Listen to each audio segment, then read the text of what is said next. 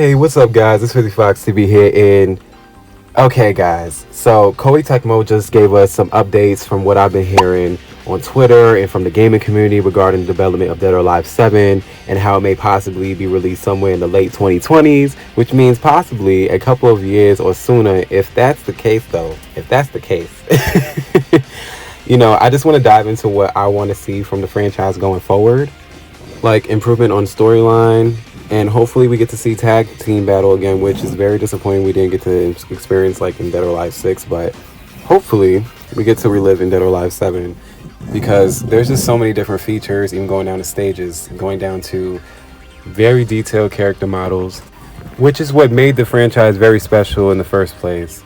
There's not really much that Dead or Alive has to work on as far as like with graphics and certain things, because they do have that down packed, but there is certain stuff that we do not want to see again. We do not want to see, like I said in my Dead or Alive top ring video, we do not want to see that dumbass meter. We just want a stable game.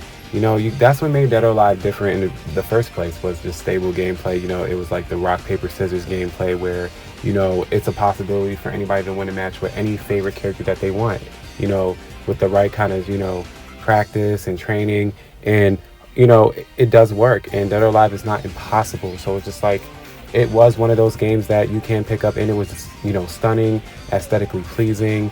You had the anime aesthetic for the first 4 games, then it went fully realistic. Then we went to Dead or Alive 6, which went totally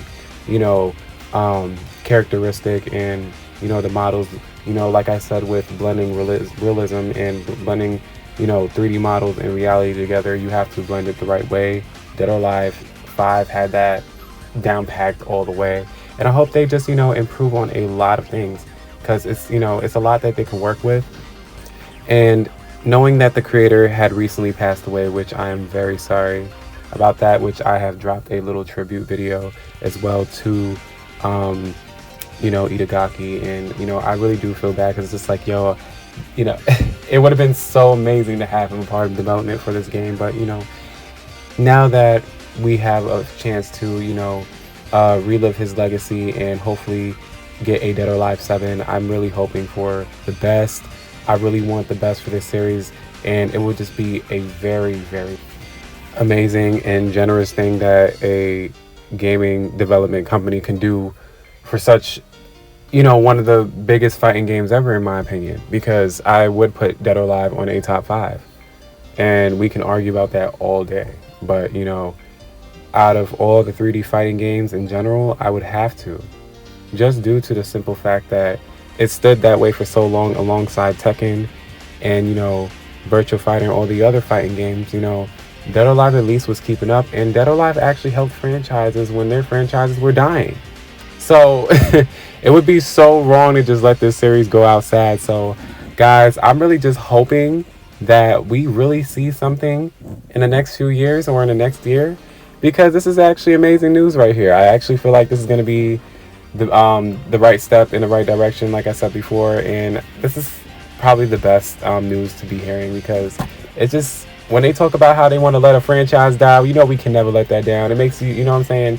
That's what makes everybody start to chip in and start signing certain things, or just because we do want to see these things. We do want to see a new 3D fighting game. We do want to see something fresh, even alongside with Virtua Fighter 6 coming out with their release and stuff like that. Dead or Alive 7 is something that has been also long awaited as well, because we clearly know that when they are not putting anything or adding anything new for a while, we know that's something that has to at least be in development. So I wasn't really shocked that to hear something's in the works, and Koei Tecmo is going to give us that beautiful game. And I can't wait, because I didn't care. I didn't care how long we had to wait, guys. It doesn't matter. All that matters is that it gets the right love that it needs, the Dead or Alive franchise, and we get a bunch, probably and I don't think we're gonna get as many installments, even though I hope we do in the future. But because it really sounds crazy to think of a Dead or Alive 8. I do think that this may just be the last installment of the Dead or Alive franchise, which is why I feel like they do need to go all out, and maybe it could be the start of something new. But who knows? what direction they're willing to take with Dead or Alive 7, and hopefully the game is so good that, you know, everyone, because, you know, this is like, it's like, even with Virtua Fighter 6, you know, it has to be stunning. It has to be amazing. You know, let's not rush these people, guys. Let's let them take their time, because we do these things, and then when the game's released, we're not impressed with the result, and we start blaming the companies and all this other stuff. But, you know, we're excited, but I really just want them to improve, add to their game, and, you know, sooner or later, this game will be back on its feet and be the most talked about once again. Seriously, because Dead or Alive is one of the most greatest, most beautifulest franchises I've ever played in my life, and, you know, one of the best 3D fighting games once again, and I really hope they decide, you know what I'm saying, to fix the mechanics as well, because like I said before, they don't need to fix the bread and butter. Actually, all they had to do was, you know, add moves, and, you know, I didn't mind, you know, the power blow being, you know, out the game, but also that's what made Dead or Alive what it was too in Dead or Alive 5. Which is kind of crazy, because we already got used to a new mechanic just for y'all to remove a mechanic.